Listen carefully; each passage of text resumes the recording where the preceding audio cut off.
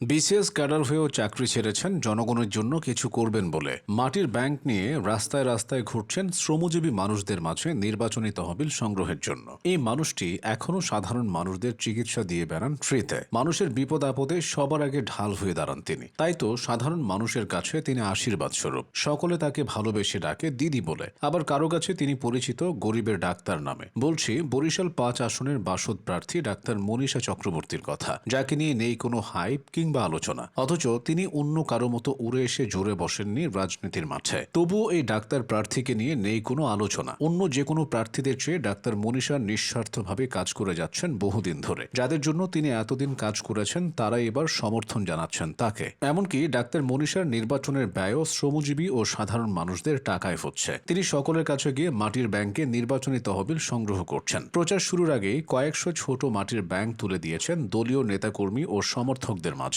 তার অর্থদাতাদের বেশিরভাগই ব্যাটারি চালিত রিক্সা, ভ্যান, ইজি বাইক চালক ও বিভিন্ন কারখানার শ্রমিক ও সাধারণ খেটে খাওয়া মানুষ। কারণ আর কেউ না থাকলেও এসব মানুষদের পাশে সবসময় ছিলেন ডাক্তার মনীষা। এর আগে ২০১৮ সালে বরিশাল সিটি কর্পোরেশনের নির্বাচনে বাসদের প্রার্থী হিসেবে মেয়র পদে প্রতিদ্বন্দ্বিতা করেছিলেন মনীষা। ওই নির্বাচনে মাটির ব্যাংকের টাকায় নির্বাচনী ব্যয় নির্বাহের উদ্যোগকে কেন্দ্র করে তিনি আলোচনায় আসেন। তার নির্বাচনী তহবিল সংগ্রহের প্রক্রিয়াটি মানুষের নজর কেড়েছিল। মাটির ব্যাংকে সাধারণ মানুষের জমানো টাকায় চলেছিল তার নির্বাচনী কার্যক্রম। তবে তিনি অন্য কোনো নেতাদের মতো হুট করে রাজনীতির মাঠে আসেননি। দীর্ঘদিন সংগ্রাম ও লড়াইয়ের মধ্যে এগিয়ে চলেছেন তিনি। শ্রমজীবী ও সাধারণ মানুষদের অধিকার, নারীর প্রতি সহিংসতা, সব ধরনের নিপীড়ন ও সামাজিক বৈষম্যের বিরুদ্ধে লড়াই করে যাচ্ছেন ডাক্তার মনীষা চক্রবর্তী। সেই তনু হত্যার প্রতিবাদে বরিশালে ছাত্র ধর্মঘট সহ ধারাবাহিক আন্দোলন করেছেন তিনি। আওয়ামী আমলে সারা দেশে যখন সন্ত্রাস দখলদারিত্ব, তখনও মাঠে ছিলেন ডাক্তার মনীষা। বিশেষ করে শ্রমজীবী মেহনতি মানুষদের অধিকার আদায়ে তিনি সবসময় রাজপথে ছিলেন সোচ্চার ও অগ্রণী ভূমিকায়। ডাক্তার মনীষা চক্রবর্তী জন্ম বরিশাল নগরীর শ্রীনাথ চ্যাটার্জি লেনের পৈতৃক বাড়িতে। বরিশালেই তার বেড়ে ওঠা। তার বাবা আইনজীবী তপন কুমার চক্রবর্তী ছিলেন মুক্তিযুদ্ধের ৯ নম্বর সেক্টরের বীর মুক্তিযোদ্ধা।